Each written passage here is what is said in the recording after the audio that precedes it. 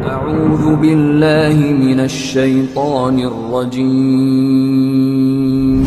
بسم الله الرحمن الرحيم. Baiklah, selanjutnya kita masuk pada sesi yang kedua. Ini talk show ceritanya dengan Dr. Gigi Karissa. Dr. Gigi Karissa sudah standby? Sudah. Ya, iya, Bapak Ibu, adik-adik teman sejawat, jamaah kajian dakwah inspiratif yang dirahmati Allah. Saya rasa mungkin sebagian dari jamaah sini ada yang sudah mendengar kisah Dr. Karissa. Panggilannya Dr. Ica ya. Ya. Ya, tetapi kita tidak semua selalu aktif di sosmed ini Dokter Ica, sehingga belum ada yang belum mengenal Dokter Ica, termasuk saya agak kuper memang di sosmed itu. IG punya, FB tapi bertahun-tahun nggak tahu 10 tahun saya nggak pernah buka. Terus YouTube jarang sekali dibuka kalau belajar tentang sel-sel, tentang patogenesis penyakit, kayak gitu ceritanya jarang buka-buka tentang itu ya. Dan saya baru tahu beberapa minggu belakangan ini ya, bahwa ada teman sejawat kita, Dokter Gigi yang sedang viral. Dokter Ica, karena keputusannya untuk memeluk Islam, jadi bukan convert ya, revert to Islam ya. Mulai dari hidayah yang dirasakan datang yang saya dengar di saat awal pandemik, lalu ujian-ujian yang terjadi dalam proses revert to Islamnya ini, lalu bagaimana kejadian yang kurang-kurang mengenakan itu sampai Dokter Ica dapat melewati semuanya, dan sekarang bagaimana perkembangan hidup dan dalam pekerjaannya, dalam lingkungan masyarakat, dan bagaimana dalam keindahan Islam. Nah, sebelum kita berbincang-bincang dengan Dokter Ica, mungkin sedikit dari saya jika kita membaca kisah para mu'alaf ya. Keputusan untuk memeluk Islam itu kadang tidak sepenuhnya dilandasi oleh pertimbangan logika. Kalau saya dengar ya, proses memeluk Islam ini ada yang dengan keputusan cepat, ada yang mengikuti kata hati, hanya membaca satu ayat, satu surat dari kitab suci Al-Quran langsung tak gitu ya, dapat hidayah. Terus saya dengar juga ada yang lewat mimpi dan sebagainya. Dan ada juga keputusan yang masuk Islam itu perlu waktu yang lama, prosesnya panjang bertahun-tahun, mempelajari Al-Quran dulu gitu dan sebagainya gitu. Nah, kita ingin tahu bagaimana dengan Dokter Ica ya. Jadi baiklah, tanpa berlama-lama lagi kita berlanjut pada sesi kedua ini dengan Dokter Karissa Gladi yang telah menemukan hidayah ilahi. Oke, assalamualaikum warahmatullahi wabarakatuh, Dok. Sehat-sehat ya. Assalamualaikum warahmatullahi wabarakatuh. Iya, saya dengar nih Dokter Ica ini yang sudah mendengar mungkin ya, sangat inspiratif, orangnya tough, tegar, kuat gitu ya. Itu pertanyaan dari saya nih, kita memulai talk show ya sebelum hidayah itu datang gitu ya, awal mendapat hidayah ceritanya tanpa mengurangi rasa hormat saya kepada keluarga dokter dan agama sebelumnya gitu ya. Mungkin bisa digambarkan sedikit bagaimana latar belakang dokter dan keluarga, siapa dan bagaimana Dokter Ica sebelum masuk Islam, lalu apakah dokter ada atau tidak ada keraguan dari agama yang dianut sebelumnya, apakah melihat ada persamaan dan perbedaan antara kitab suci Al-Quran dengan kitab lain yang pernah dipelajari gitu ya. Di pertanyaan-pertanyaan itu bukan bermaksud apa-apa, Dok, ini hanya menjadi bagian dari kita dakwah ya, untuk menyampaikan mengapa sekarang Islam yang diyakini oleh Dokter Ica ini dan para mu'alaf lainnya, Masya Allah, merupakan jalan yang benar gitu. Silakan, Dok. Ya. Terima kasih Dokter Ina. Bismillahirrahmanirrahim. Assalamualaikum warahmatullahi wabarakatuh. Kepada ya, ini Umi, ini saksi hidupnya saya, dokter. Ya. Nanti bisa dikonfirmasi. Kuatnya juga karena dukungan dari Umi juga gitu. Jadi bisa dikatakan gitu. Oh iya, ini saya juga senang menyapa senior-senior ya, guru-guru saya juga. Ya. Saya kebetulan kemarin skripsinya tentang OM, dokter. Oh gitu, bagian kita nih, Mi. Kalau OM itu oral medicine, ilmu penyakit mulut, Umi, itu tentang sariawan, tentang kanker mulut, tentang jadi selain gigi gitu kan, kita di mulut kan ada jaringan-jaringan lunak gitu ya. Itu alhamdulillah. Oke. Betul, itu saya waktu itu ngambil judul manifestasi oral pasien gagal ginjal kronik. Oh ya orang gagal ginjal di mulutnya ada seperti putih-putih gitu. Nih gitu namanya stomatitis oral. Ini bagus sekali ya. Kata Umi nggak ada yang kebetulan ini, alhamdulillah ini di sini ada banyak residen itu yang mahasiswa yang sedang ambil spesialis kedokter penyakit mulut, Umi, dari Papua sampai dari Sumatera sampai Papua di sini ada, Umi. Alhamdulillah. Iya. Silakan Dokter Ica dilanjutkan. Iya gitu. Jadi alhamdulillah ya. Jadi saya ingat betul tuh Umi waktu itu bilang ya bahwa sebenarnya kita itu setiap bayi yang baru lahir itu kan dalam keadaan fitrah ya sebenarnya sebagai seorang muslim, tapi orang tua kita lah gitu yang menjadikan kita Nasrani, Majusi gitu ya. Di situ saya tadi kaget gitu ya, sempat kaget juga. Oh ya berarti bukan convert tapi revert gitu, karena memang kondisinya saya dari lahir orang tua itu non-muslim. Kemudian remaja itu saya lingkungannya betul-betul yang gereja itu wajib gitu ya, sekolah minggu atau kalau di kita itu TPA itu wajib gitu. Kemudian menghafalkan ayat-ayat juga itu wajib gitu di keluarga gitu ya. Kemudian beranjak remaja saya aktif melayani juga gitu, mulai dari penerima tamu aja mungkin gitu, atau yang bantu-bantu ngajar yang sejenis TPA-nya itu ya gitu, sekolah minggu namanya. Kemudian udah dewasa itu dipertemukannya juga dengan suami itu di gereja juga. Beliau dari tadinya pemain musik, kemudian sekolah teologi, dipercayakan jadi hamba Tuhan ya gitu, dan mau nggak mau saya dampingi beliau juga gitu. Kemudian masuk ke kemarin pandemi awal-awal Maret itu 2020, saat kita lagi digerakkannya masih 3M ya, selalu memakai masker, rajin mencuci tangan dan menjaga jarak ya, nggak boleh salaman dulu. Nah itu entah kenapa itu saya melihatnya kok hari-hari ini kita seperti orang Islam ya. Waktu itu saya nggak sengaja ketemu perempuan muslim yang memakai niqab gitu di kantor di balai kota di dekat Masjid Fathahillah itu. Saya cerita yang biasanya saya terus terang mohon maaf memandangnya sebelah mata ya, yang berpenampilan seperti itu, hari itu seperti Allah begitu memuliakan wanita ini gitu, sampai saya bilang iya ya, saya lihat beliau nggak mau salaman, ketemu temannya yang bukan mahram itu nggak mau jabat tangan gitu. Kok kita kayak gitu ya? Kok ajaran yang sudah ada dari lebih dari 14 abad lalu kok hari ini kita lakukan gitu kan? Bahkan kalau kita kayak gerakan wudhu kita itu kalau kita masuk OKA mirip banget gitu kan, gitu ya, yang WHO baru tetapkan kapan gitu ya, tahun 1900-an mungkin ya, itu tapi di Al-Quran sudah dijelaskan bahwa caranya cuci tangan itu dari sini ke sini gitu ya, bukan sebaliknya gitu.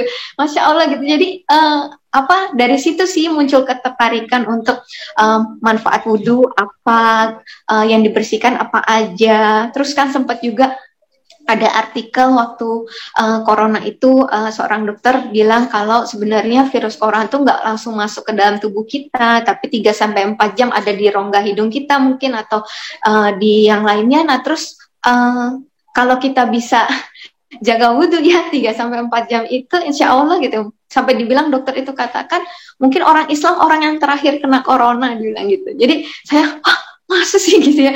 Terus sampai saya cari-cari emang sholatnya jam berapa aja sih? Oh ya ada subuh. Terus tapi kan ke zuhur jauh lebih dari 3 sampai 4 jam. Saya baru temukan lagi oh ada duha gitu di antara subuh dan zuhur gitu. Kemudian ada asar, ada maghrib, ada isya. Oh deket maghrib sama isya cuma sejaman gitu kan.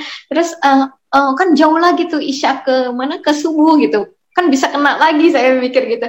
Enggak, ternyata ada lagi sholat witir, ada sholat tahajud gitu ya, belum sholat sunnah lainnya. Jadi di situ saya mulai tertarik, kemudian saya tertarik manfaat gerakan sholat gitu.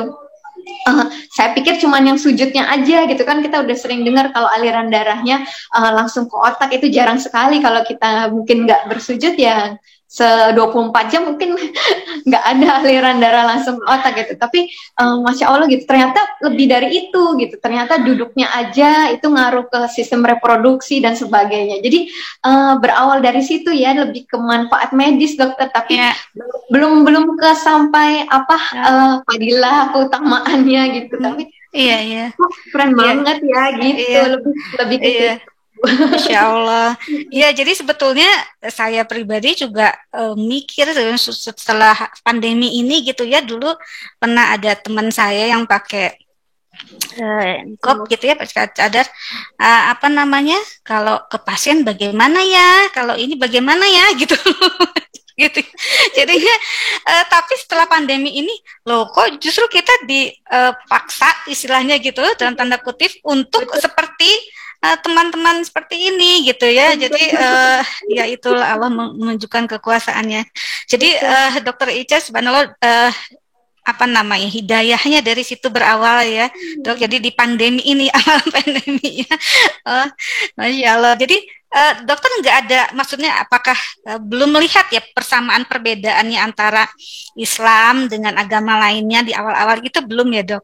Belum. Ada keraguan gitu, belum, nggak ada ya? Oh ya.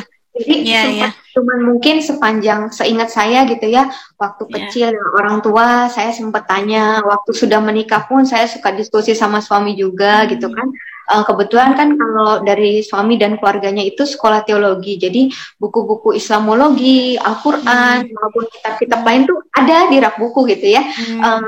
Terus kita juga kadang diundang juga, ayo ikut gitu kan kelas Islamologi dan sebagainya. Tapi saya tuh kayak waktu dulu tuh kayak nggak benci dengan Islam, tapi tuh lebih ke apa ya, nggak mau tahu dislike lah gitu. Kayak Umi tadi ya, jadi dislike gitu ya mungkin ya, karena emang dengar banyak berita gitu ya dok ya. Jadi like and dislike apa ya. lebih ke bikin aja dengan yang sebelumnya, jadi kayak nggak ngapain belajar yang lain gitu. Itu seperti itu ya, mungkin betul ya dibilang di Al-Quran juga kan, kalau maksudnya sebenarnya kebenaran itu udah ada, cuman mungkin mata saya masih ditutup, hati saya ditutup, telinga saya ditutup gitu. Jadi kayak nggak ngerasa kalau dibilang saya menyembah mungkin dibilang nggak menyembah Allah yang satu gitu ya, enggak ngerasa gitu kayaknya kayak gitu ya. Dan waktu itu baru di situ saya sering tanyanya adalah ini dokter, kalimatnya bagaimana kita tahu kalau agama kita ini tuh benar gitu. Ya, betul. Kok yakin banget kalau agama kita ini yang paling benar gitu, gimana kalau ternyata ujungnya salah? Itu yang sering jadi pertanyaan saya, seingat saya waktu itu.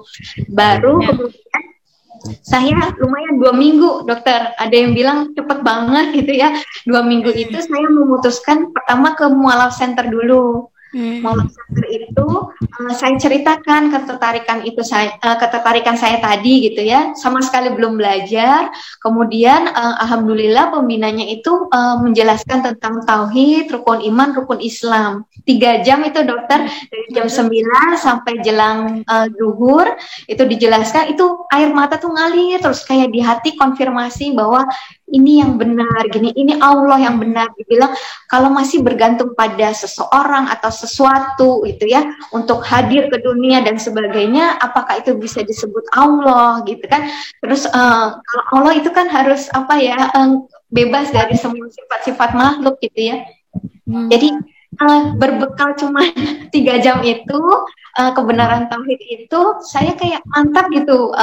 dokter untuk bersyahadat gitu. Walaupun memang di akhir itu pembina bilang nanti kalau dokter udah belajar lebih yakin mau diulang di masjid dengan saksi yang lebih banyak silakan. Tapi nggak tahu hari itu ada keyakinan bahwa ini juga udah formal kok, udah di hadapan Allah gitu. Jadi yang nggak ada no turning back lagi gitu ya dok ya. Itu jadi setelah itu baru habis ini gimana? Cuman mikirnya ya udah. Berarti udah dikenakan kewajiban sholat. Jadi sholat itu yang harus kita perjuangkan gitu. Iya. Jadi proses yang cukup cepat juga gitu ya, Dok. Ini jadi tadi saya cerita bahwa teman-teman mu'alaf ini banyak ceritanya gitu, kisah-kisahnya dari yang dalam jangka waktu pendek sampai panjang bertahun-tahun. Masya Allah, Dokter Ica ini waktu pendek ya diberi hidayah yang luar biasa, nikmat hidayah gitu ya.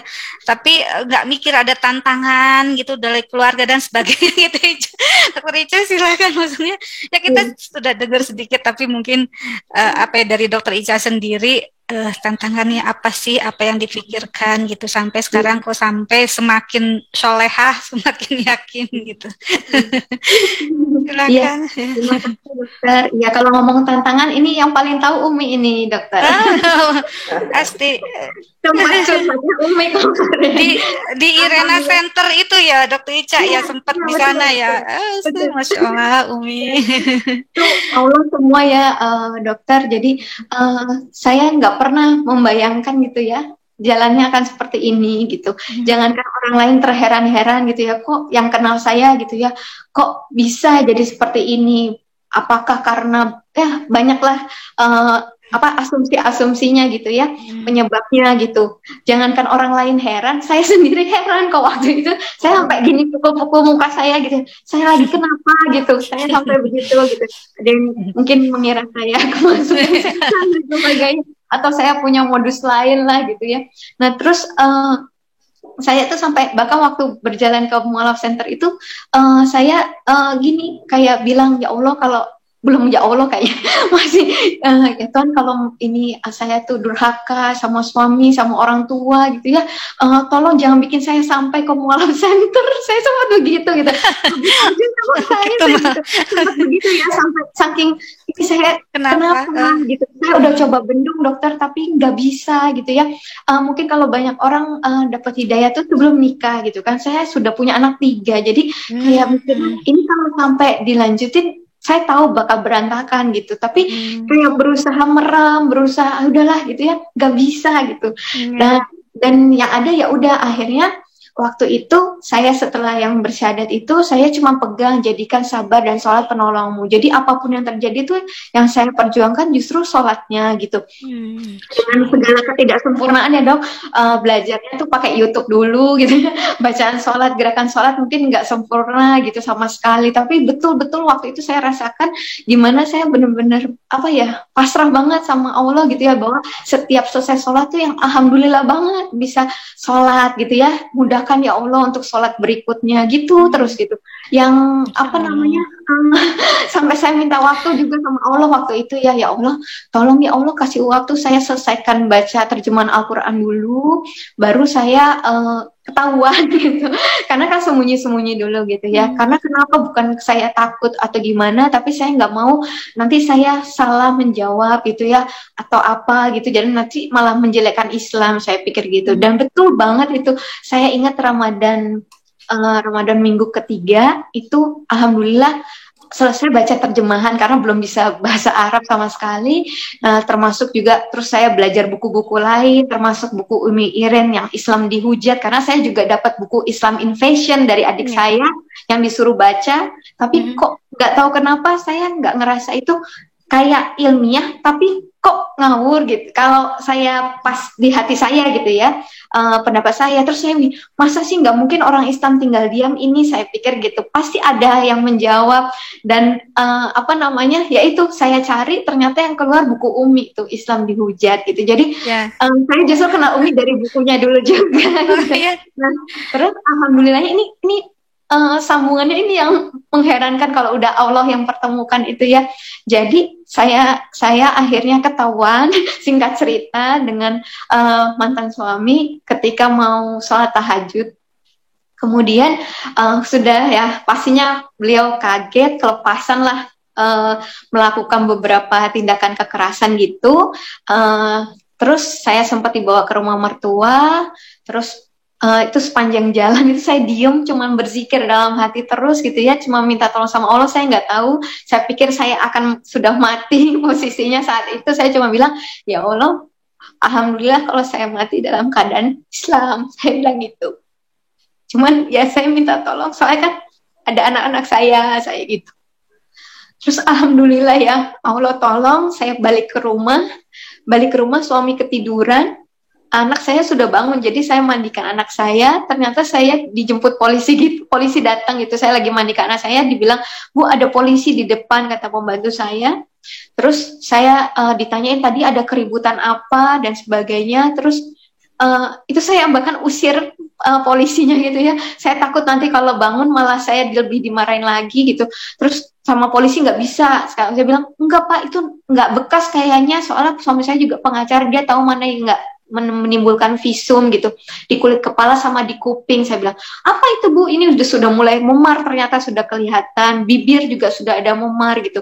Diapain lagi Bu? Paha sempat Pak dipukul, terus ada polon yang buka, masih ada ruas jari gitu. Terus jadi nggak bisa, Ibu harus visum sekarang juga, BAP juga sekarang juga. Jadi itu saya bener-bener udah ngikut aja, saya nggak bisa mikir. Waktu saya nggak bisa mikir, selesai dari polisi, alhamdulillah itu teman-teman saya bawa lawyer ya, saya nggak punya lawyer, itu teman saya yang bawain lawyer. Masya Allah, ternyata lawyernya itu adalah lawyernya Umi Iren juga gitu. Jadi itu saya itu sama beliau dibilang, Ica sekarang gimana, Ica mau pulang atau gimana, pada nanya gitu. Ica bilang nggak bisa, Ica nggak tahu, Ica nggak bisa mikir, terus gelap, Ica nggak tahu, Ica bilang gitu. Terus habis itu mereka bilang ya udah kita yang mikir, katanya gitu. Terus habis itu lawyer Ica bilang, anak-anak di mana gitu, anak-anak di rumah, ntar aja ya Mas, minta tolong nanti diambilin. Saya bilang di pengadilan, saya bilang gitu. Tapi beliau bilang enggak Ica, saya pengalaman, anak itu bukan barang, dibilang kalau bisa dibawa sekarang dibawa. Ya udah saya cek dulu ya, udah bangun belum suami saya. Saya tanya, Mbak, belum Bu, Bapak belum bangun. Ya udah Mbak, sekarang keluar, sekarang juga, nggak usah bawa apa-apa. Saya bilang sama anak-anak. Jadi alhamdulillah itu dibawa sama saya nggak tahu saya mau dibawa kemana. Ternyata lawyer saya bawa ke tempat Umi di Sentul gitu. Jadi Masya Allah itu pertemuan saya masih ingat betul. Umi kayaknya lagi itu ya, Umi persiapan mau buka puasa, itu kayak lagi rapat yayasan. Itu Masya Allah, Ica ketemu sama yang buku yang Ica baca, kan pengarang yang Ica baca gitu. Itu sampai nangis gitu ya, cerita Umi gitu ya. Umi, Ica udah baca buku Islam di Hujan gitu. Lalu udah itu semua proses berjalan di pesantren sekitar 3 bulan. Ica ikut di Umi sama anak-anak itu, Masya Allah seminggu pertama itu benar-benar tantangan. Anak-anak tuh sampai, biasanya kalau di tempat Umi tuh pada subuh habis zikir pagi tuh Umi ada kultum gitu ya. Terus habis itu Ica suka cerita gitu, Umi Ica galau, apa Ica zolim ya sama anak-anak. Mungkin Umi ingat Ica pernah cerita gitu, apa Ica pulangin aja ya anak-anak. Ica bilang, soalnya Ica nggak jelas ini ke depan Ica kayak gimana, masa anak-anak Ica bawa. Kenapa, kata Umi, itu anak-anak nggak, ini Umi nggak tidur Umi. Ica jadi kan nggak tidur 24 jam. Jam 3 belum tidur, Ica jam 3 udah harus sholat lagi, subuh dan sebagainya. Terus oh gitu, terus apa nggak makan nggak habis gitu di tempat Umi itu, susu nggak habis, nggak pup, mohon maaf gitu. Terus habis itu udah pokoknya kayak Ica titik nyerah gitu. Tapi Ica ingat waktu itu Umi bilang, nggak boleh ingkar sama kebaikan Allah gitu. Nggak semua orang itu bisa dapat kemudahan kayak kamu gitu, dapat bisa tinggal terus sama anak-anak sampai hari ini gitu kan. Kamu pikir nggak kalau misalnya kemarin kamu tinggalin anak-anak, fitnah apa yang akan ditimpakan ke kamu gitu kan? Mungkin kamu nelatarin anak-anak, nggak sayang anak-anak, ninggal anak-anak gitu kan? Mungkin pergi dengan laki-laki lain. Tapi kalau sekarang maupun nanti anak-anak pun diambil pun, katanya, kata Umi saya ingat mereka tahu maminya pergi kemana, sama siapa, ngapain di sana gitu. Oh iya ya Umi. Terus alhamdulillah itu Ica ingat betul, subuh seperti itu, maghribnya alhamdulillah malam itu anak-anak bisa tidur gitu, udah mulai bisa balik lagi makannya. Itu Masya Allah banget, jadi bener-bener kayak orang mau ngelahirin kali ya dok, jadi kayak paling Iya, sakitnya iya. habis itu keluar kepalanya. Masya Allah ya. Itu Jadi, sering banget.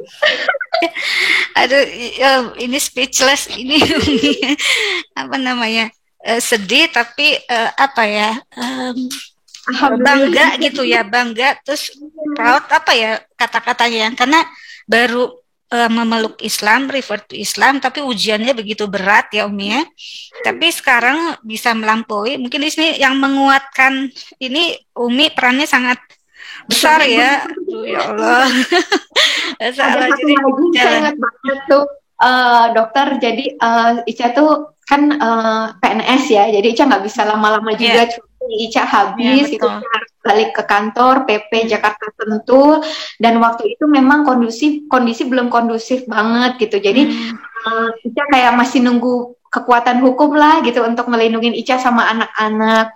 Nah di situ apa tantangan besar banget untuk datang ke kantor, karena kami tahu kalau pasti keluarga, mantan suami dan sebagainya pasti menunggu di sana gitu ya untuk hmm. melihat Ica, dan mungkin akan bertanya-tanya lah gitu. Nah di situ Ke Ica tempat ketakutan kerja. banget. Oh, Iya, ke tempat kerja dicari Ica. iya, Iya, iya. iya. Itu padahal maksudnya masih belum siap lah gitu ya. Hmm, Nah kemudian Ica takut banget, Umi tahu banget Ica sampai nggak bisa tidur dan sebagainya. Terus Ica tahajud itu, setelah tahajud tuh dapat surat apa, dapat ayat gitu ya, ayat pop up gitu. Padahal Ica kan nggak tahu isi Al-Quran gitu ya, isi Al-Quran. Terus tiba-tiba dapat ayat Quran surat Fusilat gitu. Ica ingat waktu itu pada sama abis kultum, Ica bilang, Umi nanya gimana Ica gitu ya. Hari pertama Ica harus balik kantor, Umi tahu Ica takut gitu. Terus habis itu, Alhamdulillah Umi barusan Ica dapat ayat. Ica bilang, oh iya dapat hmm. dari mana ayat apa? Dari Quran surat Fusilat. Ada ya Umi surat Fusilat? Ya, ayat Quran surat 41 ayat 30 sampai 32. Apa dibilang apa? Ya kan, sesungguhnya mereka yang berkata Tuhan kami ialah Allah, dan meneguhkan pendiriannya gitu ya. Maka malaikat-malaikat akan turun dan berkata, janganlah bersedih hati, jangan Masya Allah. jangan Iya. takut, jangan bersedih hati, bergembiralah dengan surga yang telah dijanjikan bagimu. Kamilah pelindungmu dunia dan akhirat. Di sana Ya kamu akan Allah. memperoleh apa yang kamu minta dan yang kamu inginkan gitu ya. Sebagai penghormatan bagimu dari Allah yang Maha Pengampun, Maha Penyayang.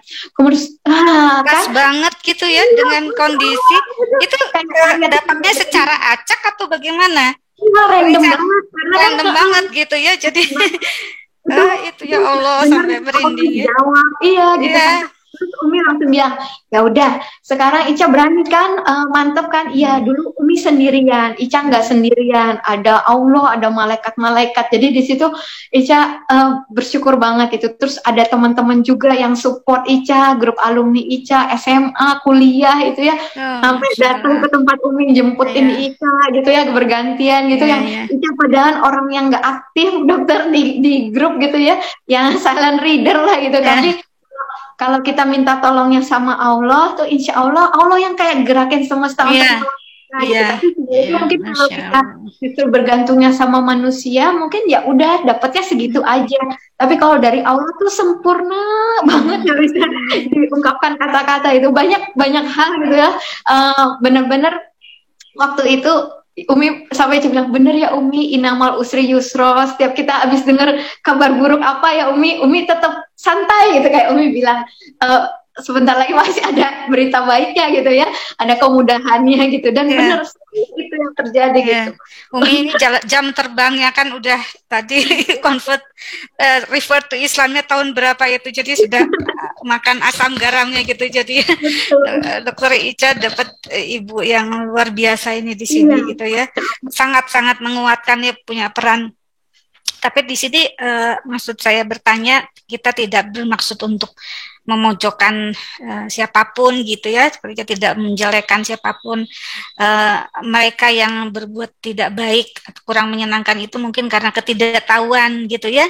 Dan itu tadi seperti Umi bilang yaitu ya, mungkin akalnya juga mungkin itu tadi Dokter Ica pernah lihat bahwa belajar Islam juga ya, Al-Quran juga ada mungkin di rumah dulu waktu itu, tapi kenapa tidak dibuka, tidak dibaca, ya itulah mungkin memang sudah waktunya gitu ya. Jadi bagaimanapun ayahnya anak-anak, terus orang tua juga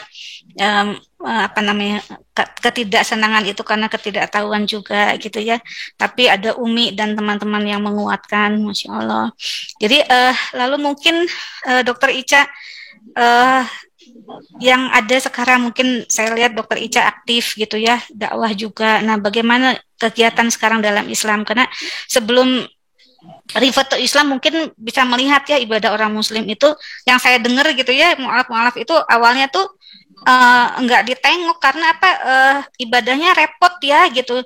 Menjalankan ibadah Islam itu ribet, harus wudhu dulu, harus sholat dulu, harus sholat 5 waktu gitu, terus belajar huruf Arab hijaiyah gitu ya, untuk membaca Al-Quran, lalu puasa kayak yang berat gitu ya. Padahal kalau sudah dijalani pasti merasakan nikmatnya luar biasa gitu ya, berpuasa ya. Bahkan kalau sudah Ramadan berhenti, kita semua aduh kangen kenapa berhenti gitu ya. Ya mungkin Dokter Ica bisa menyampaikan, kita pengen tahu juga sampai saat ini bagaimana pandangan Dokter Ica tentang Islam dan apa yang sudah dijalani gitu. Iya. Silakan. Ya. Terima kasih. Ya, jadi waktu itu Ica yang paling Ica mungkin Islam tuh pilihan terakhir gitu ya, karena Ica lihat, aduh kok ke lantai ya, sembayangnya kok ke lantai gitu-gitu. Tapi ternyata justru hari ini Ica makin takjub, makin terpesona itu justru, Masya Allah, sekarang kalau kita ke mall ya, orang mau pakai sepatu, sandal apa yang berbranded, kemudian tas branded pun gitu ya, semua ditanggalkan waktu sholat, sama-sama semua ke lantai gitu ya, gitu. Jadi terus yang di saf paling depan juga bukan orang tertentu gitu kan, disiapkan untuk orang tertentu, tapi ya yang datang duluan jadi saf terdepan dan sebagainya. Jadi betul-betul di hadapan Allah itu kita sama gitu ya. Kemudian dari kitabnya juga itu Isya tuh benar-benar inilah yang dibilang kitab suci gitu ya, Masya Allah, yang kalau memang bukan Allah yang menjaga nggak mungkin gitu ya, selama 14 abad ini nggak aman gitu ya, terjaga dari perubahan, aman dari intervensi tangan manusia gitu, yang nggak hari ini ya Insya Allah sampai nanti kita nggak akan dengar bahwa mohon maaf per tanggal misalnya per Januari 2022 ini Quran surat Al-Baqarah dinyatakan tidak berlaku, kan nggak ada ya. Gitu. Jadi waktu itu Ica sampai pertama itu sebelum Ica pelajari ke dalamnya, Ica yakin dulu nih kalau tadi tauhid ya, bahwa ini yang dibawa dari Nabi pertama sampai Rasulullah itu semua cuma bawa satu pesannya, itu tauhid gitu ya. Jadi ini satu benang merah gitu selama ini. Kedua, kitabnya seperti ini gitu, yang Ica berusaha mencari celah, kesalahan, kontradiksi, dan Ica nggak ketemukan gitu. Dengan keawaman Ica aja Ica nggak temukan gitu kan. Gitu. Biasanya Ica tuh yang baru baca apa gitu langsung berhenti, gitu, pasti gitu. Terus kok ini Ica sampai suka ditanya nih, kok selalu ceritanya pas di juz 27. Memang saya baru menyadari itu tuh pas lagi saya baca terjemahan, pas di juz 27, udah sampai juz 27 gini, kok dari tadi belum ketemu ya yang saya kayak kontradiksi, yang saya kayak heran, saya kayak masih nggak ngerti gitu. Tapi alhamdulillah itu betul-betul Allah bimbing gitu. Jadi berawal dari situ, kemudian alhamdulillah tadi kenapa saya bilang Allah sempurna, kok ya lawyer itu bawa saya ke tempat Umi. Saya mikirnya saya dibawa ke kosan, ke rumah kontrakan gitu ya. Nggak kebayang kalau saya ada di kontrakan sama anak-anak yang ada berempat itu galau gitu kalian, nangis-nangis tiap hari gitu, nggak jelas. Tapi Masya Allah langsung waktu itu saya ingat lawyer saya langsung cerita ke Umi langsung bilang udah masuk sini aja gitu. Dan kebayang gitu ya, saya yang benar-benar dari nggak pernah tahu kehidupan Islam tiba-tiba masuk pesantren gitu, kebayang ya, apalagi anak-anak juga gitu kan yang beda banget gitu kan situasinya, atmosfernya, terus adab-adabnya gitu. Tapi yang saya ingat betul waktu itu saya masuk tempat Umi itu belum tutup aurat gitu seminggu kayaknya itu, dan nggak ada yang maksudnya ayo sekarang pakai gitu. Misalnya harus langsung pakai kerudung gitu, pakai gamis gitu. Nggak pernah. Ica inget banget ya Umi, semua yang ada di situ nggak pernah ada yang maksa Ica seperti itu gitu. Sampai akhirnya Ica keluar dari kamar pakai itu langsung nemuin Umi di situ, baru itu sekitar seminggu kemudian kalau nggak salah Ica ingat seperti itu. Kemudian juga adab-adab itu Ica benar-benar melihat gitu, melihat teladan dari semua Umi dan santri-santri maupun anak Umi, cucu Umi bahkan yang ada di pesantren itu, di lingkungan itu, Ica belajar dari mereka gitu. Yang Ica nggak ditegur waktu Ica ngambil air dari dispenser dan langsung minum gitu, berdiri. Sampai yang seperti itu cuman Ica doang gitu ya. Baru Ica, oh harus duduk gitu ya. Yang benar-benar itu gitu ya. Aduh, yang tadinya anak-anak Ica juga nggak ngerti ya, larian aja pakai sendal ke musola yang aduh itu batas sucinya nih. Masya Allah gitu ya. Dan mereka ini cuman diingatkan harus dibersihkan lagi gitu, yang Masya Allah gitu, yang benar-benar Ica beruntung banget gitu ya, Allah bawa ke situ, dan disitulah habit Ica terus terang Dokter Ina dimudahkan untuk dibentuk tuh di sana gitu. Mulai dari nggak pernah ketinggalan itu sikir pagi, sikir petang gitu. Kalaupun Ica waktu itu ketinggalan sikir pagi karena harus segera berangkat ke Jakarta untuk kerja, juga diingatkan jangan lupa ya tetap sikir pagi. Iya, jadi Ica di mobil tetap sikir pagi dulu gitu. Jadi itu yang kebawa terus sampai sekarang. Kemudian juga selalu ada tilawah Quran, selalu ada belajar sejarah juga ya, malam-malam itu Umi nonton gitu terus ya. Kehidupan itulah yang terus terang sangat membantu banget kehidupan Ica setelah keluar dari situ, Dokter. Ya, Masya Allah. Ini saya nggak tahu harus bilang apa lagi Umi. Ini apa namanya? Saya orang Muslim dari lahir aja gitu ya, nggak seperti Umi gitu, saya nggak tahu mesti gimana. Jadi Masya Allah, amal ibadahnya sangat ini, jadi membimbing mu'alaf. Kita sendiri yang Muslim dari lahir itu belum tentu ada satu mu'alaf yang kita bimbing gitu ya. Makanya ada mu'alaf yang akhirnya balik lagi ke agama sebelumnya gitu, karena mungkin kesalahan kita juga gitu ya, tidak menyampaikan tidak istilahnya menanamkan gitu ya, memupuk mereka gitu. Tapi ini apa yang dikerjakan Umi di sana gitu. Terus terang aja saya juga baru tahu ini ada Irena Center. Itu dulu sempat baca-baca sih, tapi sambil lalu gitu.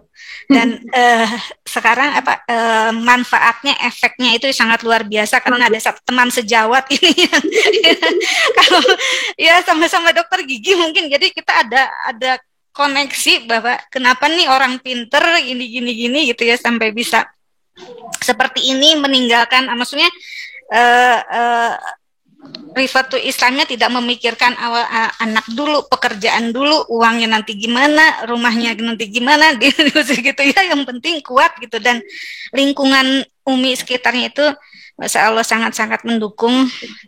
Kita mengucapkan puji syukur juga ya. Dan waktu itu Ica didatengin guru-guru dokter sama Umi. Pastinya Umi gitu ya. Umi tuh bilang nggak boleh Ica tergantung sama Umi katanya. Terus Umi itu ada spesialisnya Umi di kristologi. Tapi nanti Ica kalau belajar fikih ada gurunya lagi. Jadi Masya Allah betul-betul dikasih yang terbaik gitu. Jadi perkenalan terhadap perbedaan, ada persamaan dari Islam dengan agama sebelumnya itu juga di situ ya Dokter Ica ya. Maksudnya di awal-awal pada saat memutuskan itu Rifatul Islam itu belum ya. Maksudnya diyakini bahwa kalau saya baca kan sampai yang dipertanyakan Nabi Muhammad itu betul nggak Nabi terakhir namanya di Bible tuh Ahmad atau apa dan sebagainya gitu ya, saya baca-baca gitu, itu belum ya Dokter Ica ya.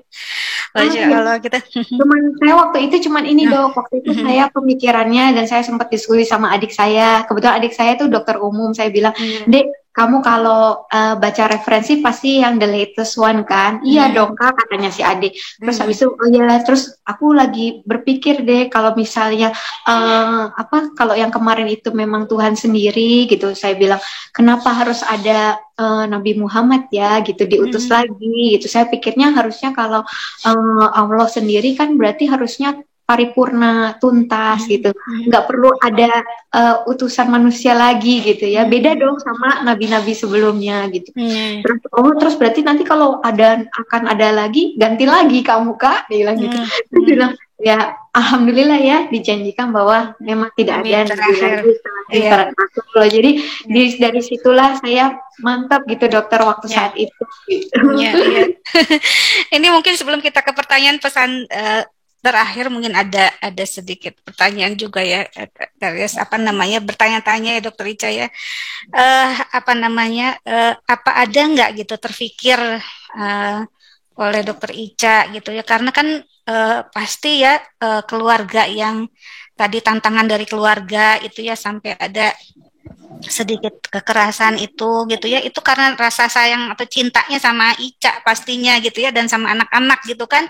Nggak mungkin benci gitu kan, pasti mereka itu keluarga, orang tua, terus keluarga besar, terus dulu mantan suami juga pasti sayang sama Ica dan anak-anak gitu ya. Tapi pernah nggak terpikir kalau misalkan orang-orang yang kita cintai itu tapi belum menerima Islam gitu, bagaimana mengajak teman-teman non-muslim ini yang kita cintai yang baik. Saya sendiri punya sahabat non-muslim itu banyak gitu. Waktu saya sekolah di luar ya, saya pernah sekolah di US, itu mereka tuh baiknya luar biasa, very helpful, sangat penolong gitu ya, dan disiplin. Mereka tuh antri, kadang-kadang kalau kita antri itu kadang-kadang pakai mohon maaf pakai jilbab tapi disiplinnya kurang gitu, sedangkan mereka non-muslim sangat disiplin dan sebagainya. Nah itu kan jadi kita sayang sama mereka gitu ya. Nah saya pernah diskusi tentang Islam juga, Islamfobia di Amerika itu sangat meningkat sejak kejadian September itu ya. Lalu saya selalu berargumen bahwa tidak semua muslim itu teroris gitu ya. Islam itu indah, Islam itu mengajarkan kebaikan, anti kekerasan. Tapi hanya sebatas itu, saya nggak bisa dakwah gitu menggunakan Al-Quran karena takut gitu ya. Ini takut kita ada toleransi sama-sama menjaga gitu ya.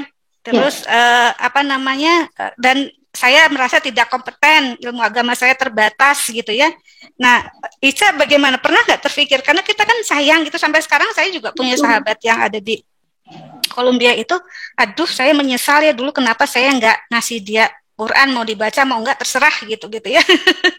Gitu. Jadi iya itu penyesalan yang sampai sekarang, mudah-mudahan saya nanti bisa ketemu lagi. Nah, Ica bagaimana dengan keluarga dan sebagainya gitu ya? Silakan. Iya, betul. Betul dok, kayak Imam Syafi'i pernah bilang ya dok, kalau andaikan hidayah itu seperti buah ya, kayaknya pengen kita beli berkeranjang-keranjang dan kita dibagikan gitu kan kepada orang-orang yang kita sayang. Itu juga sebenarnya perasaan Ica gitu ya. Jangankan itu, kita perempuan punya ketemu barang bagus aja kayak langsung testimoni ya ke teman-teman, beli barang yang di situ gitu kan, awet, bagus dan sebagainya. Nah terus ini apalagi gitu ya untuk soal hidayah gitu ya, yang buat Ica kalau dalam setiap sujud itu nangis mungkin ya selalu itu aja dok, doa Ica, minta Ica cuma itu aja gitu. Kalau bisa diwafatkan bersama mereka juga dalam keadaan Islam gitu, dan bisa berkumpul lagi di surga gitu kan bersama mereka. Jadi Ica nggak bisa cerita detailnya apa saja yang Ica lakukan, tapi memang ikhtiar itu nggak, walaupun hidayah itu betul-betul semata-mata milik Allah, tapi memang ikhtiar kita itu emang nggak boleh putus sih untuk mengusahakan itu gitu. Kalau kita udah ikhtiar ya selebihnya terserah Allah gitu, karena saya waktu itu ini sama pesan Umi juga, Ica tenang aja. Nanti kalau segimanapun Ica misalnya anak-anak itu diusahakan untuk tetap di agama yang saat dia dilahirkan atau gimana, tapi kalau hidayah Allah datang ya nggak ada bisa yang menghalangi gitu. kan nanti juga yang dihitung itu terakhir ya dong gitu ya. Jadi ya Ica lagi berusaha, mudah-mudahan ada jalan lah ya, semoga bisa Iya, iya. semua Amin, dapat amin. hidayah Amin, gitu. amin, ya Rabbal Amin. Ya, jadi saya bertanya-tanya aja, Umi, dakwah itu ya kita bisa bagaimana kita bisa berdakwah sama orang-orang yang kita cintai tapi belum refer to Islam gitu ya. Jadi kalau Dokter Ica berdoa terus mudah-mudahan diijabah sama Allah, amin. Tapi kalau saya lihat beberapa mualaf yang ternyata keluarganya masuk akhirnya menyusul itu karena perbuatannya yang baik, kata yang tadinya nakal gitu ya, tadinya ini tiba-tiba berubah jadi baik. Nah, itu mereka melihat dari situ mungkin kelakuan kita juga. Jadi mungkin iya, jadi kita sebagai muslim yang sejak lahir harusnya mencontoh gitu ya. Kalau kita merasa saya sendiri belum kompeten untuk seperti Umi, jadi apa namanya ilmu Islamnya sangat terbatas gitu ya. Nah, setidaknya kita memperlihatkan apa namanya dari tingkah kita, dari pola hidup kita dan sebagainya gitu. Tapi tentunya dengan doa. Ada teman mualaf dokter itu istilah sebab saya salah satu sebabnya kan tadi pandemi ya, lihat perempuan memakai niqab. Ada salah satu teman dapat hidayahnya karena ada seorang muslim memberikan dia jus. Oh gitu. Kecil ya, jus berapa harganya, 10.000, 15.000, tapi masya Allah saking lihatnya di saat semua orang nggak ada yang merhatikan dia ya, dia kehausan dan sebagainya dan dia nggak punya uang gitu, ada seorang muslim yang memberikan jus gitu. Jadi hal sepele tapi masya Allah betul, gitu ya. betul. Jadi memang kita harus buat kebaikan ke semua orang ya. Jadi nggak tahu mungkin mereka nggak bisa atau nggak mau atau belum membaca Al-Quran, tapi kita bisa jadi betul. Al-Quran yang berjalan itu. Iya betul. Bahkan ada satu cerita mereka suami istri mu'alaf karena tersesat gitu ya, pernah dengar nggak itu cerita tersesat dalam satu kota gitu, terus ketemu sama orang muslim cuman satu petak gitu, dan di tidur di situ, boleh tidur di situ.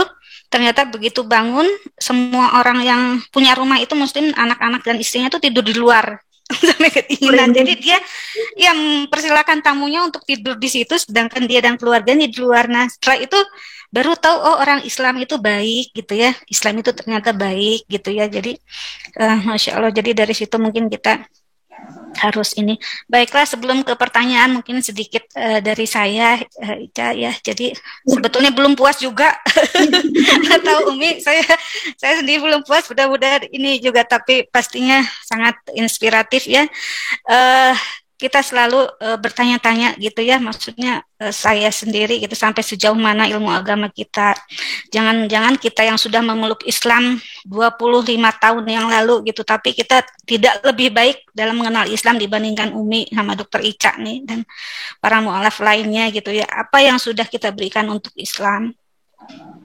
Apakah kita sudah menjalankan kewajiban kita berdakwah gitu. Tapi apakah kita kompeten? Kadang-kadang ya nggak berani gitu ya. Nah, setidaknya kajian ini bisa memfasilitasi kegiatan dakwah ini gitu ya. Jadi Bapak dan Ibu jemaah yang dirahmati Allah, marilah kita berislam dengan berlandaskan ilmu dan akal seperti kata Umi gitu ya. Mungkin tentang hidayah, Allah berfirman bahwa orang-orang yang bersungguh-sungguh berjuang di jalan kami, sungguh akan kami berikan petunjuk hidayah kepada mereka yang udah istiqomah di jalan kami. Itu yang seperti Dokter Ica jalankan dan Dokter Umi Irena juga gitu ya. Jadi marilah kita bersungguh-sungguh untuk mendapatkan hidayah, dijemput hidayah itu katanya, jadi bukan ditunggu, jangan tunggu tua dulu, jangan tunggu sukses dulu, menunggu anak dewasa dan mandiri dulu sebelum mungkin. Jadi semoga kita semua mendapatkan hidayah dari Allah. Semoga keluarga, teman, kaum muslimin dan non muslimin juga mendapatkan hidayah yang terbaik. Amin. Baiklah, ini mungkin sesi terakhir ya, Dokter Ica, tanya jawab. Mungkin nanti Dokter Ica akan memilih juga 2 orang dengan pertanyaan yang terbaik gitu supaya bisa mendapatkan buku dari Umi gitu. Harusnya satunya buat saya itu, tapi sebetulnya nggak apa-apa. Ini dulu nanti saya bicara tentang buku, saya juga baru beli Umi Islam dihujat itu, dan saya dapatnya buku yang bekas lagi, ada tanda tangan orang anak saya yang beliin, tapi ya alhamdulillah dapat lah gitu. Oke, ini pertanyaan pertama dari Asyifah Amrini. Assalamualaikum Dokter Karissa, Qadarullah, namanya hampir mirip dengan nama anak kedua saya. Yang ingin saya tanyakan, maaf sebelumnya, dulu kan Dokter Karissa kan juga aktif di tempat ibadah sebelumnya, dan sekarang setelah menjadi muslimah aktif juga berbicara di mana-mana.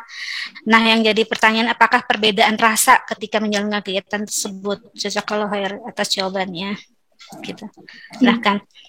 Ya, terima kasih Bu Ya. Asifah pertanyaannya. Ya, kalau sebelumnya itu saya sebenarnya nggak banyak sih. Jadi saya waktu yang mungkin beredar di YouTube itu saya sedang sharing.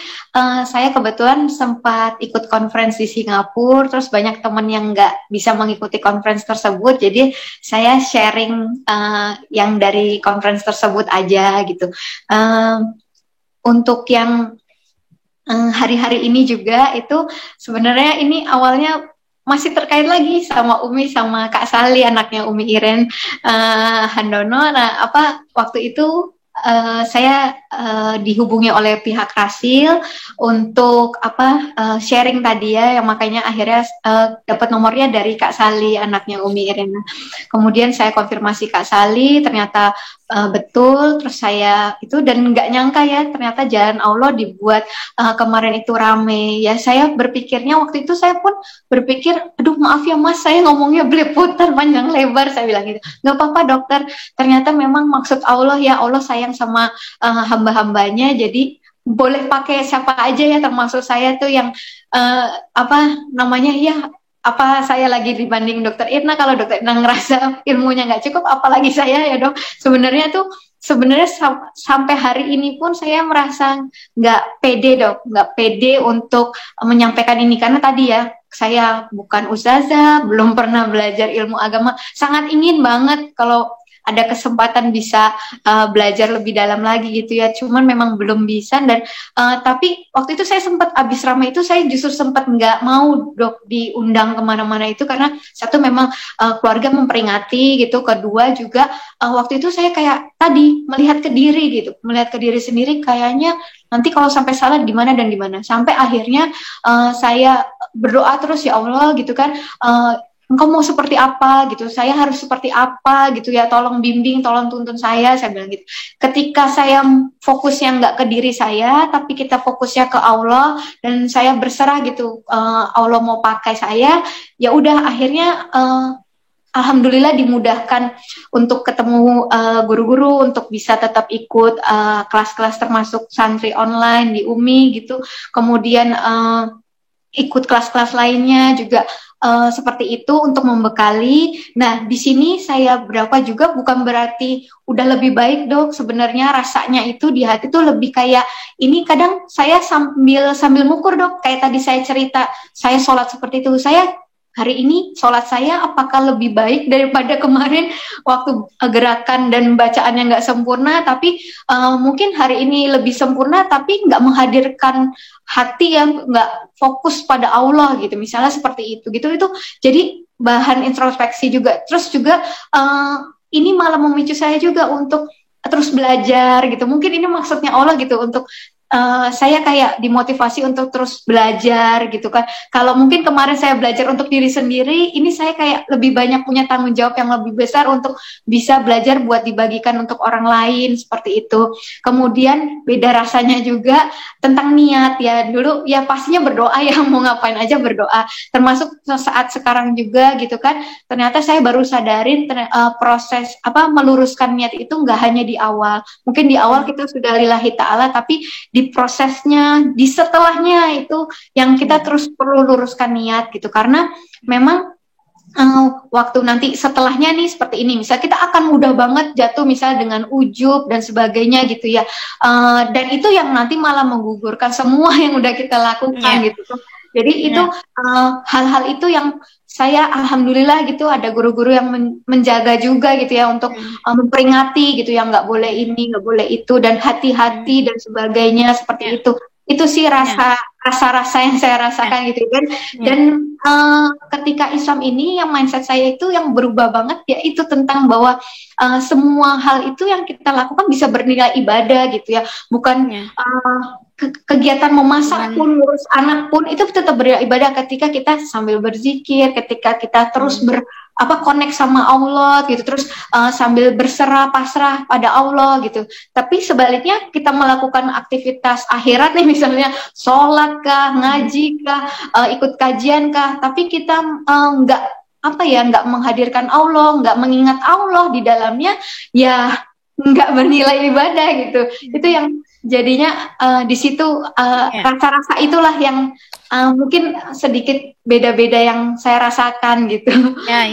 Ya, Dok. Jadi kalau kita sih berpositif thinkingnya gitu ya, maksudnya kalau orang luar lihat gitu ya, bahwa apa yang dilakukan kegiatan Dokter Ica sekarang ini termasuk dakwah sebetulnya gitu ya, bukan bermaksud untuk pamer, untuk apapun gitu ya, maksudnya enggak, kami juga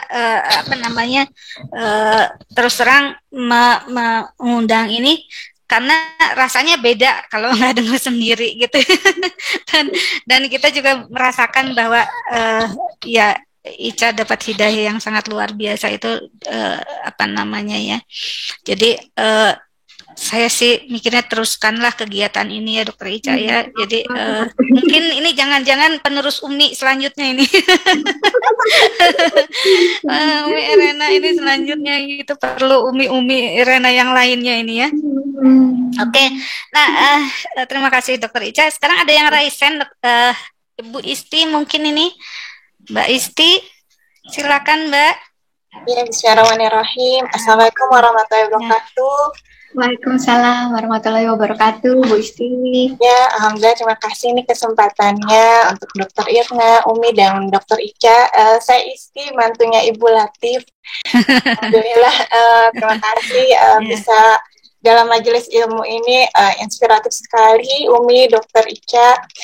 Mungkin yang saya mau tanyakan tadi terinspirasi dengan tantangan-tantangan yang Dokter Ica lalui, terutama terkait keluarga. Dalam mengajak anak-anak untuk supaya mendapat siraman Islam, kemudian iman, mungkin ada tips dari Dokter Ica, dialog-dialog seperti apa yang Dokter Ica biasanya sampaikan ke anak-anak untuk mengajak, mungkin hidayahnya belum, hatinya mungkin masih bertahap ya dokter, hanya tahapan untuk mendidik akidah atau tauhidnya seperti apa, karena mungkin kami yang dilahirkan Islam saja mungkin masih mengalami tantangan dalam mendidik anak terkait akidah dan akhlak. Kemudian sedikit juga pertanyaan kedua, dalam menghadapi iman yang kadang naik turun, bagaimana tipsnya Dokter Ica? Tadi kan banyak ikut kelas-kelas, sebenarnya kelas apa yang paling paling baik untuk diikuti untuk supaya bisa semakin kuat? Tadi tertarik banget Dokter Ica sampai niat untuk setiap ibadah itu karena Allah, seperti itu mungkin. Terima kasih Dokter Irna, Dokter Ica, dan Umi. Ya, terima kasih Mbak Isti. Ini saya juga baru sempat WhatsAppan, tapi baru ketemu ya Mbak Isti, baru lihat mukanya ini. Alhamdulillah. Ibu ikut nih ya, ada sekarang Ibu. Ya, alhamdulillah Ibu juga ikut. Bu, ya. Mangga silakan Dokter Ica. Ya, terima kasih Bu Isti pertanyaannya. Ya, jadi kalau secara hukum katanya lawyer itu anak saya itu masih dengan agama sebelumnya sampai nanti dia memutuskan untuk memilih yang mana gitu. Nah, saya posisinya lebih ke, saya membekali dengan semuanya, saya baca semua buku dialog iman dengan anak dan sebagainya. Dan ketika timbul salah satu pertanyaan itu gitu dari anak saya insya Allah jawab berdasarkan itu gitu. Ada biasanya sih waktu-waktu yang prime time-nya itu waktu lagi di kendaraan, waktu lagi makan bareng gitu, waktu happy lah ya. Waktu happy itu biasanya quality time-nya justru di situ gitu. Waktu hampir mau tidur itu pillow talk itu yang lebih ke biasanya lebih dengan pertanyaan sih, antara anak yang mengundang pertanyaan atau saya yang mengajukan pertanyaan gitu. Dan berusaha banget dibuat seringan pengertiannya anak-anak gitu biasanya gitu, sedikit tapi mungkin itu masuk gitu ke mereka gitu. Jadi masih di tahap itu sih. Terus kalaupun saya ngundang guru ngaji dan sebagainya, itu buat saya, bukan buat anak-anak. Cuman ya gitu, kadang saya ngundang buat guru buat saya, tapi kadang mereka juga sempat dengar dan sebagainya gitu. Jadi masih tahap seperti itu sih gitu. Mudah-mudahan ada jalan gitu, insya Allah gitu. Karena memang ada keluarga juga yang masih saya jaga juga gitu kan ya. Terus anak-anak juga itu masih, saya punya PR banyak gitu terhadap trauma kemarin, tahu KDRT, trauma perpisahan saya dengan bapaknya gitu. Terus saya mau memasukkan Islam itu dengan keindahan gitu, bukan dengan yang paksaan atau gimana. Karena anak-anak pasti kan lebih seneng yang happy ya, bukan yang, kalau itu dia pasti akan memilih yang mudah, mau pasti memilih yang enak, yang happy-happy gitu. Jadi saya usahakan seperti itu, karena memang juga prinsipnya di Islam ini beda ya, tidak ada paksaan dalam memeluk Islam dan sebagainya. Nah, walaupun nanti ya insya Allah untuk anak-anak mudah-mudahan ada jalan untuk bisa nanti masuk ke dalam tahap mendisiplinkan. Tapi memang sebelum itu saya PR-nya banyak banget gitu. Mohon doanya dari teman-teman sejawat di sini. Kemudian kedua tentang istiqomah, itu murni rahmat Allah ya. Saya cuma selalu minta sama Allah diberi keistiqomahan, karena saya juga manusia, itu mudah lalai, mudah lupa gitu ya, mudah lemah banget gitu, masih jauh dari sempurna juga gitu. Jadi selalu minta pertolongan Allah gitu, karena nggak mungkin gitu. Yang saya lakukan sebenarnya biasa aja, dan itu kewajiban umat muslim pada umumnya. Kalau ada yang nanya amalan apa, biasa aja. Semua yang tadi, yang zikir, yang al-kafi pada malam Jumat, yang puasa Senin Kamis, sholat sunnah itu yang memang kita layaknya kita umat muslim lakukan aja gitu. Cuman memang tadi yang pertama minta Allah yang kasih, kedua memang kita perlu lingkungan, support system yang baik. Kan dibilang kalau insya Allah kalau kita disibukkan dengan hal yang baik, insya Allah kita dijauhkan dari yang buruk gitu. Jadi sibuk aja terus dengan hal-hal yang baik, itu dengan teman-teman yang saleh juga, itu insya Allah mensupport banget gitu. Saya misalnya karena harus ikuti kelas yang satunya, meninggalkan kelas yang lainnya, itu juga kadang ditelepon, loh, cuman aku udah gak ngaji bareng 2 hari gitu. Iya maaf, yang itu lagi ada ujian yang kelas satunya dan sebagainya gitu. Tapi itu senang saya digituin. Jadi kan, oh ya, emang udah sampai juz berapa di sana? Udah sana, ya udah saya kejar supaya bisa ikut lagi. Jadi hal-hal itu ya kayak kataman. Kalau mungkin sendiri banyak excuse-nya, tapi kalau kita katamannya bareng-bareng, insya Allah juga lebih mudah. Juga itu kalau kita bisa untuk kehidupan dunia di awal tahun seperti ini, kita bisa planning setahun untuk yang pencapaian-pencapaian di dunia. Yang pertama banget yang justru kita lakukan dan harus lebih bagus justru planning kita untuk urusan akhirat. Jadi kalau nggak di planning itu biasanya bablas. Jadi kalau saya itu ada gitu, misalnya tiap 2 jam itu 10 menit baca Al-Quran. Kemudian tiap bada subuh yang untuk hafalan, tiap bada maghrib yang untuk murojaah. Jadi udah memang di spare waktunya gitu. Kalau misalnya ada uzur dan sebagainya, ya diganti, bukannya ditinggalkan gitu. Hal-hal seperti itu yang bentuk ikhtiar saya juga. Saya nggak berpikir, aduh saya pengen bisa jadi hafiz Quran, hafal Al-Quran gitu ya. Cuman memang dengan segala macam ya, saya cuma berikhtiar aja gitu. Kalau sampai hafal alhamdulillah, enggak pun ya udah saya mau terus begitu aja gitu ya. Sampai ya kan kita dibilang dapat ilmu, kita dibukakan semuanya itu ya sepanjang Allah bukakan gitu. Jadi kita yang penting yakin dulu bahwa yang kita kejar, yang kita tuju itu lebih berharga dari apapun. Jadi kita semangat gitu kan untuk mengumpulkan bekalnya yang sebaik-baiknya ya, supaya saya baru 1,5 tahun, ini masih panjang banget perjalanan di depan gitu. Jadi amunisinya harus banyak gitu. Kemudian juga tadi saya kalau orang bilang orang yang paling cerdas adalah orang yang paling banyak mengingat kematian, karena dia akan mengumpulkan sebaik-baik bekal akhirat. Itu saya kadang belum sampai mati juga saya udah mikir gimana kalau saya tiba-tiba matanya kena serpihan gigi gitu, langsung buta. Jadinya saya misalnya nggak bisa tilawah Quran lagi gitu. Jadi itu hal-hal itu yang akhirnya saya mungkin jadi semangat ya untuk terus belajar dan sebagainya gitu, karena memang waktu kita nggak banyak gitu ya, dan dunia ini memang bukan tempatnya santai sih gitu.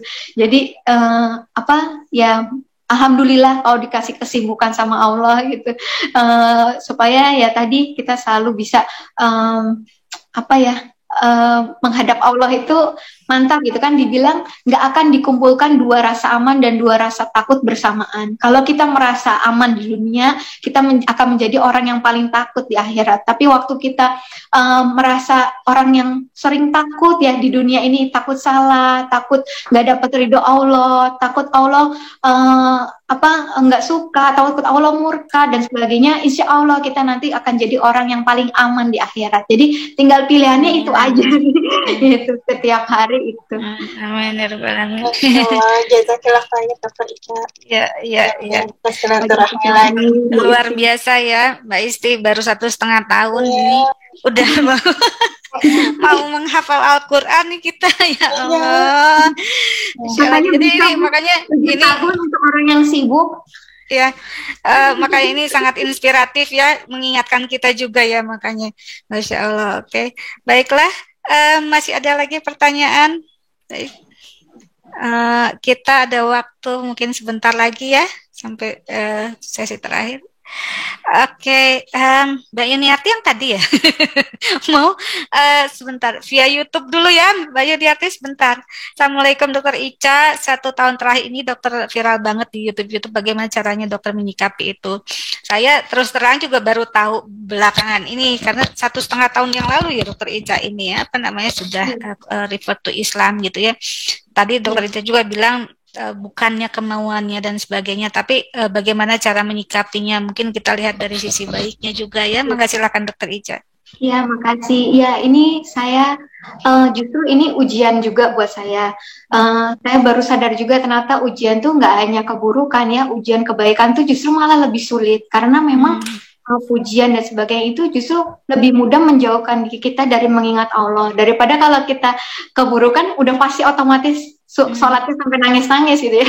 Tapi kalau ujian kebaikan itu benar-benar tantangan banget gitu untuk kita ini. Alhamdulillah tadi saya cerita dari awal itu sudah ada mentor yang langsung telepon saya untuk bilang, kamu bukan mau cari terkenal kan dan sebagainya gitu. Kemudian saya diingatkan kita lebih baik terkenal di penduduk langit ya daripada penduduk surga dan sebagainya gitu. Kemudian juga banyak hal lah. Saya alhamdulillah banget ada mentor-mentor yang ingatkan saya seperti itu. Yang pertama, kedua memang tadi walaupun kita berusaha selalu meluruskan niat di awal, di prosesnya dan sesudahnya, kita tetap selalu istighfar sih, minta ampun sama Allah ketika orang memuji, ataupun setiap malam, setiap hari itu sholat taubat jangan ditinggal gitu, karena ada hal-hal mungkin tindakan-tindakan kita yang kita nggak ngerasa gitu kalau ternyata kita sudah melakukan suatu hal yang tidak diridhoi Allah gitu.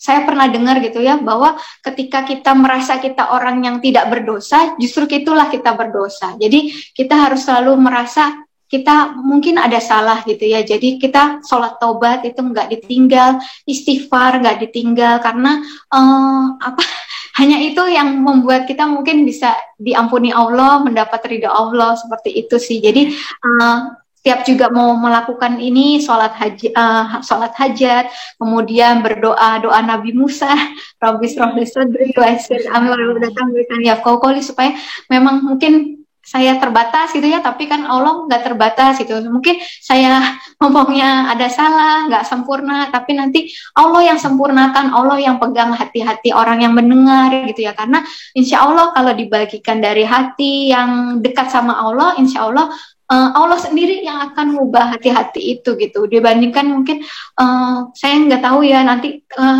makin dipelajarin tuh rasanya memang kayaknya makin nggak tahu apa-apa gitu rasanya gitu, karena memang luas banget, betul kalau dibilang ilmunya Iya. Allah tuh kayak lautan ya dokter, ditambah 7 lautan aja mungkin nggak habis untuk Iya, tintanya untuk nulis kalimat betul. Allah gitu. Jadi Iya, itu yang betul-betul saya rasakan. Insya Allah iya, ya kita iya. semua juga Istiqomah bisa ya, ya. dimudahkan Allah untuk selalu Amin. seperti itu. Iya, ya, amin, amin ya rabbal alamin. Kita semua sama-sama belajar itu tadi, tidak hanya yang para mualaf, tapi kita yang muslim sejak lahir juga kan belum tentu lebih baik ya. Gitu ya. Jadi sebetulnya waktunya habis, tapi nih dokter Bu Yuniarti mungkin bisa singkat, Bu, Iya, silakan. Ya, Assalamualaikum warahmatullahi wabarakatuh. Saya izin silakan. bertanya sama Dokter Clarissa. Jadi saya tuh punya sahabat kayak seperti Dokter Clarissa gitu ya. Jadi keluarganya emang masih ada non Muslim ya, tetapi teman saya itu alhamdulillah sudah mengerti Islam gitu. Jadi waktu itu dia tuh sama dengan anak-anaknya berkunjung ke rumah saya sampai maghrib. Nah kebetulan ayahnya supir saya juga. Jadi ayahnya itu pas maghrib itu ingin kembali ke rumah. Nah teman saya itu alhamdulillahnya maaf kalau maghrib itu tidak boleh pulang, harus selesai dengan azan katanya gitu. Emangnya kenapa? Ya pokoknya harus begitu peraturan Islam katanya gitu. Nah kebetulan teman saya itu sudah hafal Quran juga dan dia juga sudah berhijab, tapi dia tuh masih suka ikut dengan perayaan orang tua. Itu gimana ya menurut Dokter Clarissa seperti itu jejak selanjutnya? Iya, wajazakillah khair, Bu. Ya, itu memang tantangannya beda-beda ya gitu ya, termasuk saya juga masih sampai hari ini ada tantangan-tantangan seperti itu gitu. Memang kalau saya sendiri itu biasanya selalu minta pertolongan Allah, balik lagi selalu setiap saya dengar apa misalnya sebaiknya yang benar dilakukan adalah seperti ini gitu. Saya selalu ya Allah mudahkan aku untuk taat gitu ya, samina wa atona gitu. Mudahkan aku untuk taat. Pertama niatnya untuk taat dulu gitu ya, untuk taat gitu. Dan biasanya yang saya takutkan, yang saya khawatirkan nanti kalau saya taat nanti gimana ya atau gimana gitu, itu nggak terjadi karena tadi kita pertama niatnya untuk taat gitu. Ya, alhamdulillah gitu. Allah mudahkan saya untuk bisa mengikuti gitu ya, yang sebaiknya seperti apa gitu. Nah, mudah-mudahan ya, mudah-mudahan nanti teman Bu Yuniarti juga bisa dimudahkan Allah juga untuk bisa makin sempurna. Saya juga nggak bilang saya udah sempurna sih, karena memang masih banyak hal yang harus disempurnakan, tapi biasanya saya selalu begitu. Saya dengar apa, saya harus lakukan apa yang sebenarnya harus dilakukan, itu saya, ya Allah mudahkan saya untuk taat. Biasanya gitu, dan alhamdulillah itu nanti Allah kasih jalan gitu, kasih kemudahan gitu Bu Yuniarti. Ya, amin. Ya banyak. Iya, ya, sama-sama, terima kasih. Baiklah, pengennya masih terus gitu ya, bisa sampai sore kalau nanya. Tapi waktunya sudah habis. Memang kita akhiri sesi kedua ini dengan pemilihan lagi door prize. Dr. Ica dipilih 2 orang yang bisa berhak mendapatkan buku Antara Aku dan Irena. Gitu. Ya silahkan. Kira-kira siapa? Tadi boleh ada. Ya, tadi silakan. Mbak. Iya, yang pertama ya Mbak Asifah apa sih tadi? Coba dibuka lagi. Mbak Asifah ya. Asifah dan Mbak Isti boleh. Bu Yuniarti tadi kayaknya sudah dapat. Ya? Sudah dapat ya.